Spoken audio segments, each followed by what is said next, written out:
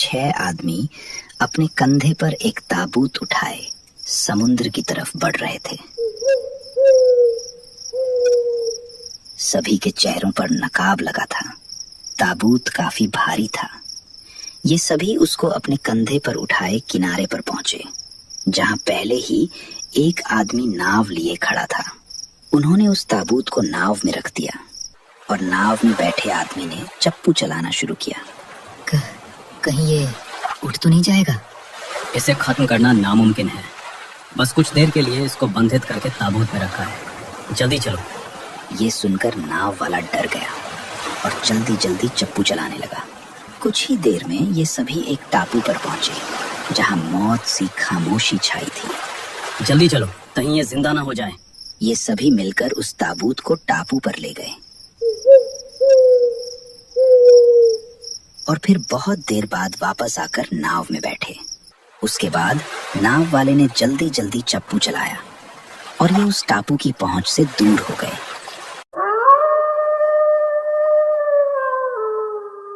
सदियों बाद सन 2026 एक गाड़ी तेज रफ्तार के साथ रोड से गुजर रही थी। रोहित ड्राइव कर रहा था और ऋतु उसके बराबर में बैठी थी। पीछे विंडो सीट पर स्वाति बैठी थी और उसके बराबर में अनन्या और समीर एक दूसरे से चिपके हुए बैठे थे और आखिर में सबसे पीछे वाली सीट पर विकास बैठा था। यार, मुझे सोचकर ही बहुत एक्साइटमेंट हो रही है कि हम लोग एक आइलैंड पर जा रहे हैं। मेरा भी कैमरा और मोबाइल फुल चार्ज है।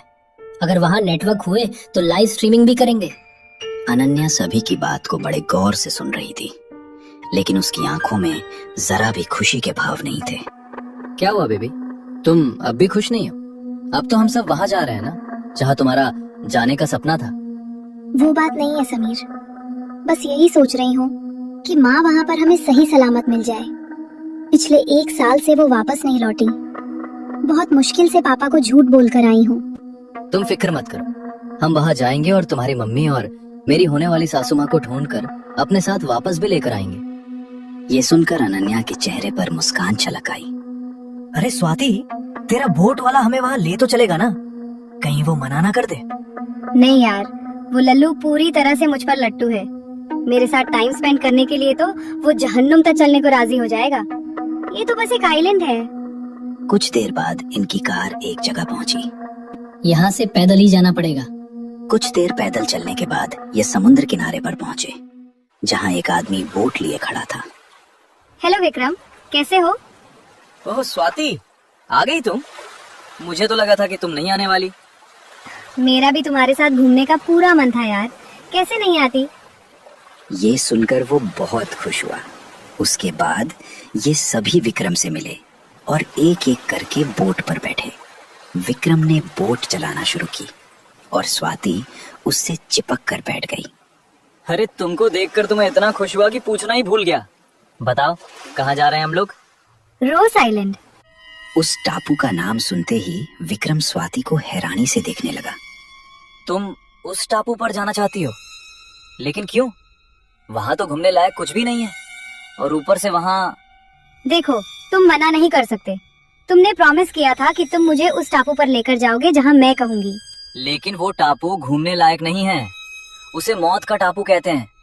जो भी गया वो कभी लौट कर नहीं आया। ये सुनकर इन सभी ने एक दूसरे को देखा। क्या तुम मेरे साथ सिर्फ एक बार उस जगह पर नहीं चल सकते जहाँ मैं जाना चाहती हूँ? ये सुनकर विक्रम ने आगे कुछ नहीं कहा और उसने बोट की स्पीड बढ़ा दी। स्वाति ने बाकी सभी लोगों की तरफ देखा और उनको आंख मारी और उसके जवाब में ये सभी मुस्कुराने लगे। विक्रम बिना कुछ बोले बोट चलाता रहा। तकरीबन 2 घंटे तक ये सभी मौज मस्ती हंसी मजाक करते रहे, लेकिन विक्रम के मुंह से कुछ नहीं निकला। स्वाति भी अब उसके इस बर्ताव से हैरान थी। कुछ ही देर में रोज आइलैंड इनके सामने था। हे, वो देखो सामने आइलैंड। वाओ, ये तो बहुत बड़ा है यार। ये सभी उसे देखकर खुश हो रहे थे, लेकिन विक्रम के चेहरे पर गुस्से के भाव नजर आ रहे थे। वो सभी एक एक करके बोट से उतरे। अरे विक्रम, तुम भी आओ ना। विक्रम ने एक पल को स्वाति को खामोशी से देखा और फिर नहीं, तुम लोग जाओ, मजे करना। और फिर बोट में बैठकर वहाँ से वापस हो लिया। स्वाति ये देखकर हैरान थी। विक्रम, रुको तो सही। विक्रम ने उसे एक बार पलट कर देखा और तेजी से बोट वहां से ले गया। स्वाति, लगता है वो हर्ट हो गया। उसे पता चल गया कि तूने सिर्फ यहाँ आने के लिए उसका यूज किया है। हाँ, हुआ तो है, लेकिन तू फिक्र मत कर। हम तेरी मम्मी को ढूंढने आए हैं ना, उन्हें तो हम ढूंढ कर ही रहेंगे। ये सुनकर अनन्या को अच्छा लगा और फिर ये सभी टापू के घने जंगल की तरफ बढ़ गए। ये आइलैंड काफी हरा भरा था। यार, ऐसा लगता नहीं कि यहाँ कोई रहता होगा। कितना हरा भरा ना, न कोई बदबू, न कहीं कचरा। अरे जब कोई रहता ही नहीं है तो कूड़ा करकट कहाँ से आएगा अनन्या? कुछ दूर और चलने पर इन लोगों को कुछ पेड़ नजर आए। Oh my God! इनकी आंखें ये देखकर हैरान रह गईं कि उन पेड़ों पर फलों की जगह फूल उगे थे और सभी रात में चमक रहे थे। यार, ऐसे चमकने वाले फूल तो पहले कहीं नहीं देखे। विकास, स्वाति और समीर उन फूलों की फोटो लेने लगे। वाव! स्वाति ने फोटो लेकर जैसे ही चेक किया तो वो सोच में पड़ गई। ये फूल मोबाइल में नॉर्मल क्यों आ रहा है? समीर, तुम चेक करना। अरे हाँ, मोबाइल में फोटो लेने पर ये नॉर्मल आ रहे हैं, फोटो में नहीं चमक रहे। तभी पेड़ से एक फूल टूटकर जमीन पर गिरा। विकास भागकर उस फूल के पास गया और उसे उठाकर लाया। इसको देखो, कितना सॉफ्ट है ये। चलो गाइस, आगे चलते हैं। भूलो मत, हम यहाँ पर अनन्या की मम्मी को ढूंढने आए हैं, घूमने नहीं। गाइस, मेरा एक ओपिनियन है। इतना बड़ा आइलैंड है, ऐसे हम सभी एक साथ उन्हें ढूंढेंगे तो बहुत टाइम लगेगा और इतने बड़े आइलैंड को हम कवर भी नहीं कर पाएंगे। बेटर ये होगा कि हम लोग 2 टीमों में बट जाए और फिर उनको अलग अलग दिशा में ढूंढने जाए। हाँ, ये बिल्कुल सही आइडिया है तेरा। तो ठीक है, अनन्या, मैं और विकास लेफ्ट साइड जाते हैं, स्वाति, ऋतु और रोहित तुम लोग राइट साइड जाओ। यहाँ से ये सभी अब 2 टुकड़ियों में बट गए। कुछ देर चलने के बाद स्वाति, रोहित और ऋतु को 3 छोटे छोटे घर नजर आए। अरे वो देखो, यहाँ तो घर भी है। हाँ, इसका मतलब है कि यहाँ कुछ लोग तो रहते ही होंगे। वो तो अंदर जाकर ही पता चलेगा। ये तीनों उन घरों की तरफ रवाना हुए। घर के करीब पहुंचे ही ऋतु ने कहा, सुनो, हम तीनों अलग अलग घरों में जाकर देखते हैं। अगर एक साथ जाएंगे तो टाइम लगेगा, क्या कहते हो? हाँ, सही कहा तुमने। हो सकता है कि अनन्या की माँ हमें यहीं मिल जाए। ये तय करके ये तीनों अलग अलग घरों में घुस गए। ऋतु ने दरवाजा खोला तो कई चमगादड़ उस घर के अंदर से निकलकर तेज शोर करते हुए बाहर की तरफ उड़ गए। डरा दिया यार। ऋतु ने घर के अंदर कदम रखा। उस घर में कई पुरानी चीजें नजर आ रही थी। बर्तन, चूल्हा, खिड़कियों के पास रखे सूखे गमले। ऐसा लगता है जो लोग यहाँ रहते थे बहुत सिंपल लिविंग कर रहे थे। ऋतु एक जगह पहुंची जहाँ पर चिमनी के आगे एक कुर्सी रखी थी। वो कुर्सी अपने आप हिलने लगी है। उसे देखकर उसकी भौंवें टेढ़ी हो गईं। तभी उसने देखा कि दरवाजे के पास रखे टेबल के 2 पाए अपने आप उठ रहे हैं और फिर अपने आप जमीन पर आ रहे हैं, जैसे कोई अदृश्य शक्ति उसे बार बार उठाकर रख रही है। उसने दीवार पर हिरन का मुकुट टंगा देखा। अचानक हिरन की आंखें लाल चमक उठीं और उसने ऋतु की तरफ देखा। वो मुकुट जोर जोर से हंसने लगा। ये देखकर ऋतु डर के मारे चीख पड़ी। तभी उसके कंधे पर किसी ने पीछे से हाथ रखा और वो एकदम से शांत हो गई।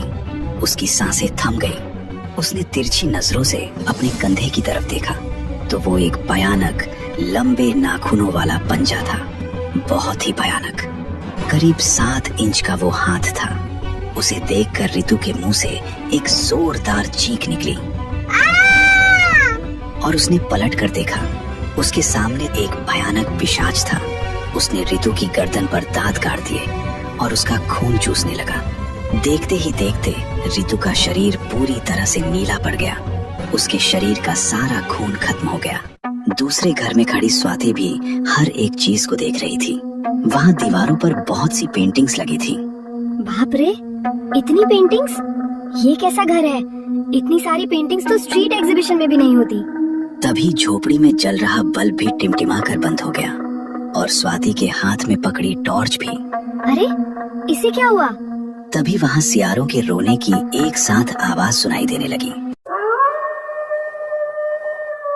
जिन्हें सुनकर स्वाति बेहद डर गई।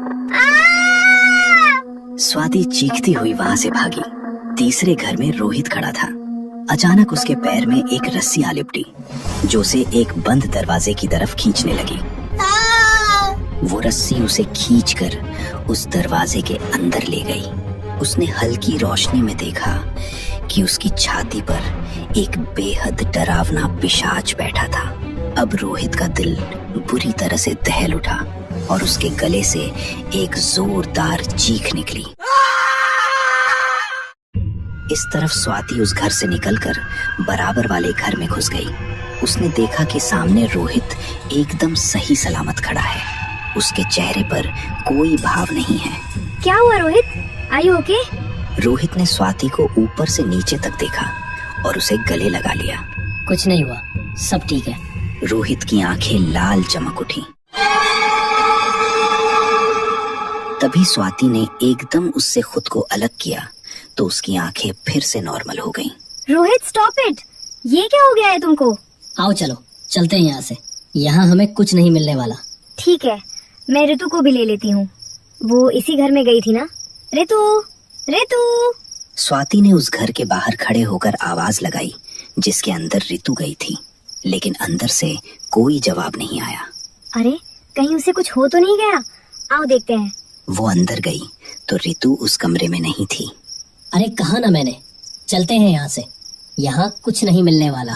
दूसरी तरफ समीर, अनन्या और विकास आगे बढ़ रहे थे, लेकिन ये हिस्सा बिल्कुल अलग था। यहाँ पर खुशबूदार रंग बिरंगे फूलों की खूबसूरत फुलवारी थी। कमाल है, ये जगह कितनी सुंदर है ना। ऐसा लगता है कि यहाँ कोई है जो इसकी देखभाल करता है। तभी एक पेड़ की टहनी टूटकर विकास पर आ गिरी।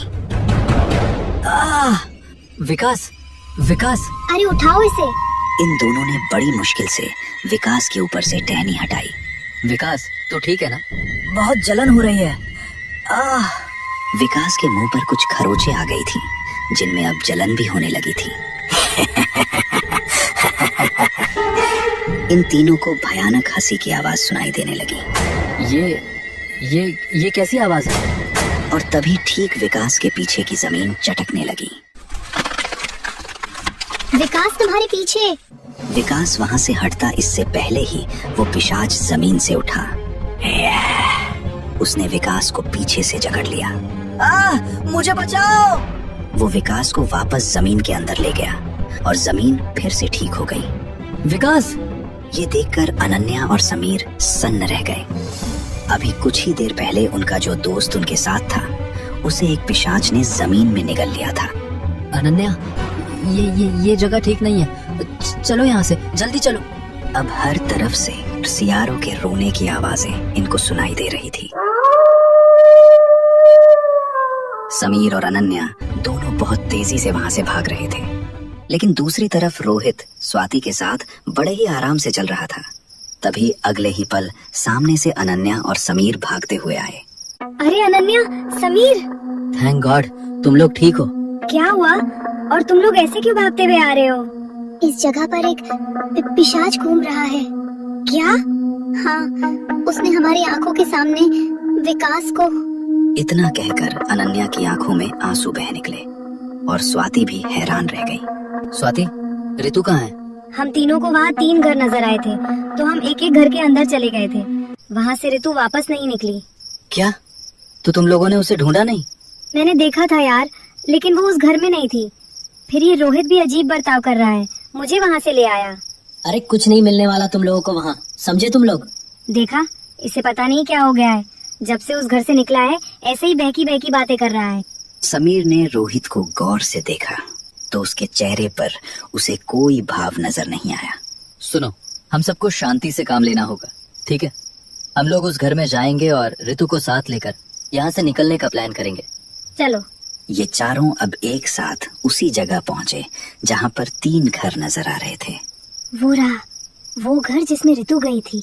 स्वाति के कहने पर ये सभी उस घर के अंदर चले गए। छी, ये अजीब सी स्मेल कहाँ से आ रही है? अनन्या उस घर में रखी हर एक चीज को बहुत ध्यान से देख रही थी। तभी उसने वहां टेबल पर एक ब्रेसलेट रखा देखा। अरे ये तो। उसने उस ब्रेसलेट को उठा लिया और उसे बड़ी गौर से देखने लगी।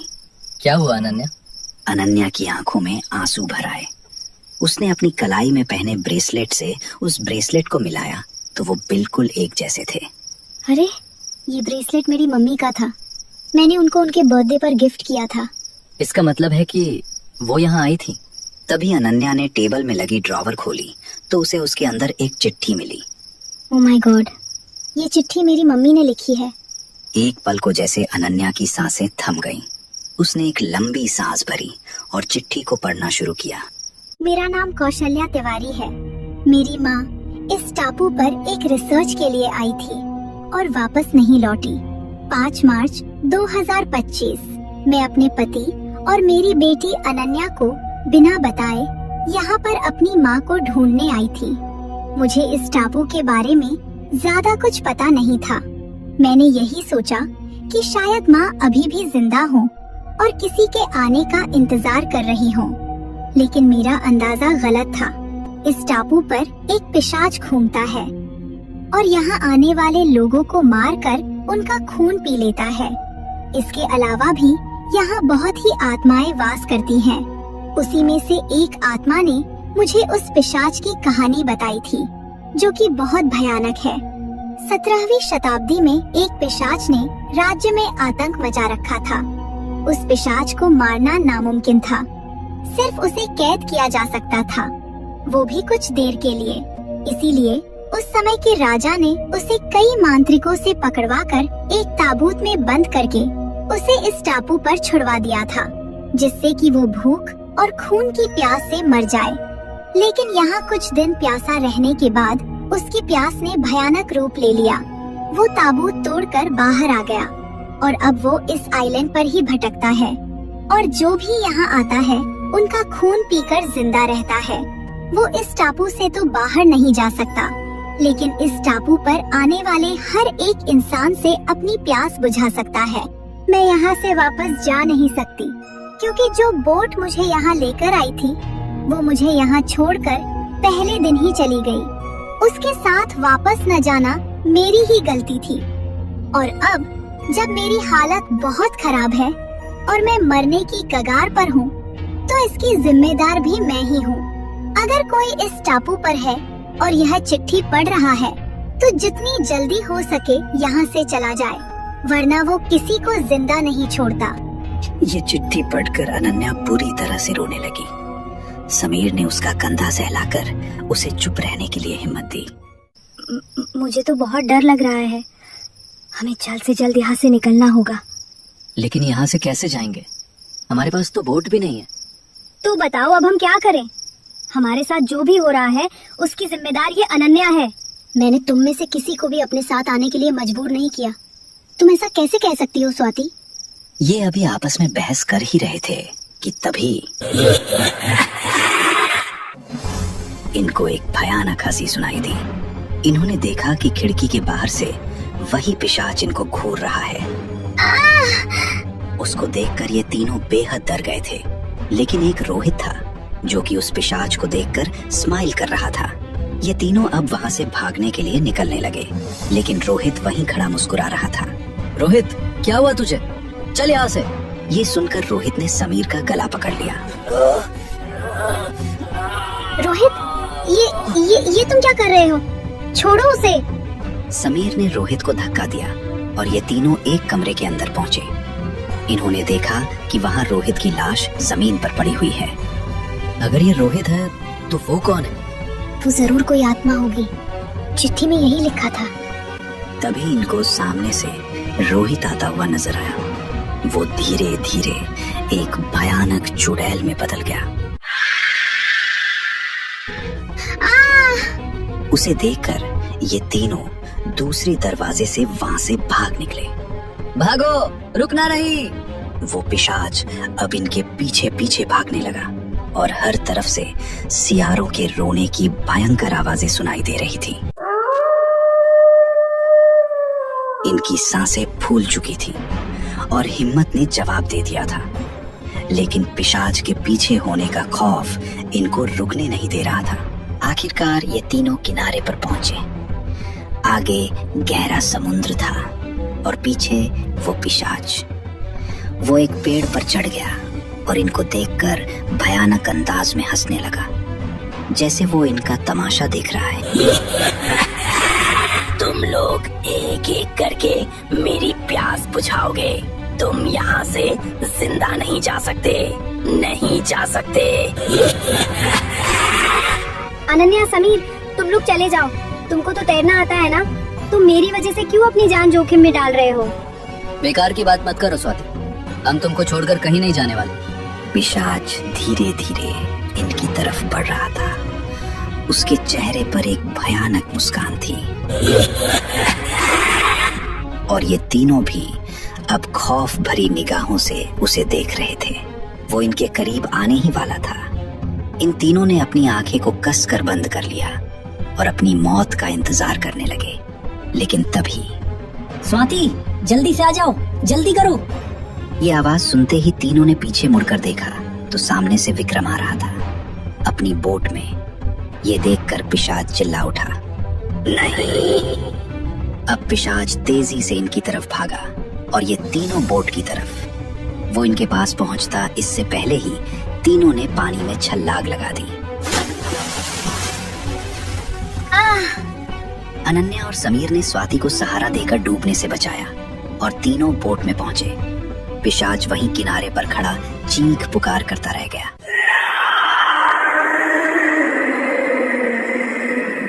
और विक्रम ने बोट आगे बढ़ा दी।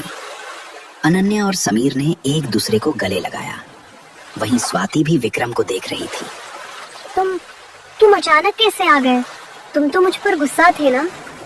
तुमने मेरी बात नहीं मानी। इस बात पर मुझे गुस्सा तो बहुत आ रहा था, लेकिन मुझे तुम्हारी बहुत फिक्र हो रही थी। मैं खुद को तुम्हें बचाने से रोक नहीं पाया और बोट लेकर आ गया।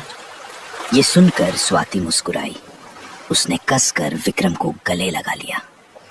विक्रम भी एकदम चौंक पड़ा। अगली बार जहाँ तुम चाहो हम वहाँ घूमने चलेंगे, ठीक है? ये सुनकर विक्रम मुस्कुराया। ये चारों अब सही सलामत उस टापू से बहुत दूर आ गए थे।